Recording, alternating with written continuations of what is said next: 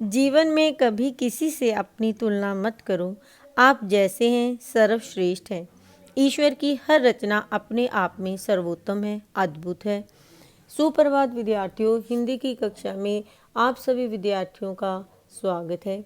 विद्यार्थियों, आपके पाठ्यक्रम के अनुसार अरुण कमल जी के बारे में उनके द्वारा रचित कविता खुशबू रचते हैं हाथ के बारे में आपको मैं आज के वीडियो में जानकारी दूंगी। सबसे पहले मैं आपके समक्ष अरुण कमल जी के बारे में जानकारी देना आरंभ कर रही हूँ। विद्यार्थियों, अरुण कमल जी का जन्म बिहार के रोहतास जिले के नासरीगंज में 15 फरवरी 1954 को हुआ। ये इन दिनों पटना विश्वविद्यालय में प्राध्यापक हैं।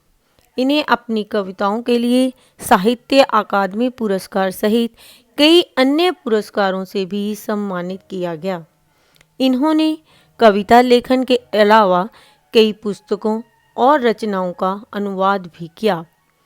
अरुण कमल जी की प्रमुख कृतियां हैं अपनी केवल धार, सबूत, नए इलाके में, पुतली में संसार। ये चारों जो हैं कविता संग्रह हैं तथा कविता और समय जो इनकी कृति है वो है आलोचनात्मक है। इनके अलावा अरुण कमल जी ने मायाकोव्स्की की आत्मकथा और जंगल बुक का हिंदी में और हिंदी के युवा कवियों की कविताओं का अंग्रेजी में अनुवाद किया, जो बायोसेज नाम से प्रकाशित हुआ। अरुण कमल जी की कविताओं में नए बिंब, बोलचाल की भाषा, खड़ी बोली के अनेक लय छंदों का समावेश है। इनकी कविताएं जितनी आप बीती हैं उतनी ही जग बीती भी हैं। इनकी कविताओं में जीवन के विविध क्षेत्रों का चित्रण है। इस विविधता के कारण इनकी भाषा में भी भिन्नता के दर्शन स्पष्ट होते दिखाई देते हैं। ये बड़ी कुशलता और सजगता से जीवन प्रसंगों को कविताओं में रूपांतरित कर देते हैं। इनकी कविताओं में वर्तमान शोषण मूलक व्यवस्था के खिलाफ आक्रोश, नफरत और उसे उलटकर एक नई मानवीय व्यवस्था का निर्माण करने की आकुलता हमें स्पष्ट रूप से दिखाई देती है। विद्यार्थियों, ये आपको मैंने अरुण कमल जी के बारे में संक्षिप्त रूप में जानकारी दी। अब हम इन्हीं के द्वारा रचित कविता खुशबू रचते हैं हाथ के पाठ परिचय संबंधी जानकारी दूंगी। अरुण कमल जी की लिखी कविता खुशबू रचते हैं हाथ का पाठ परिचय इस प्रकार है।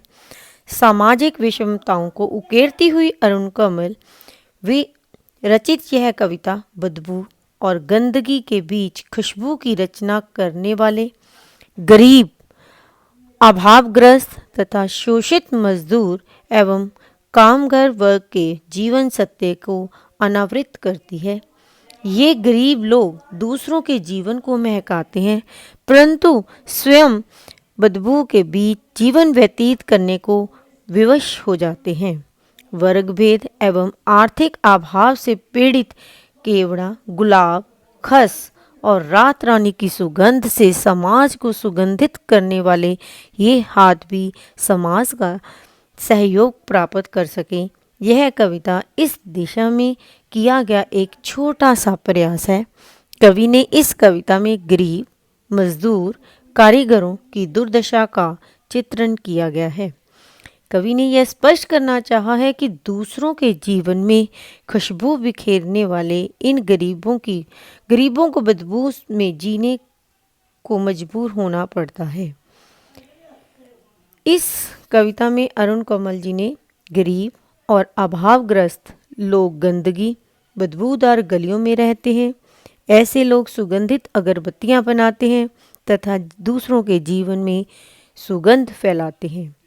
गंदी, संकरी, अंधेरी गलियों के बीच मुल्क की सुप्रसिद्ध अगरबत्तियां यही लोग बनाते हैं। पीपल के पत्तों तथा जूही की डाली के समान सुकोमल बच्चों के हाथ इस बाल मजदूरी में लगे रहते हैं। उभरी नसों वाले, घिसे नाखूनों वाले लोग समाज को सुगंधित बनाने में अपना योगदान देते हैं। ये कविता के बारे में मैंने आपको पाठ्य परिचय समझा दिया है।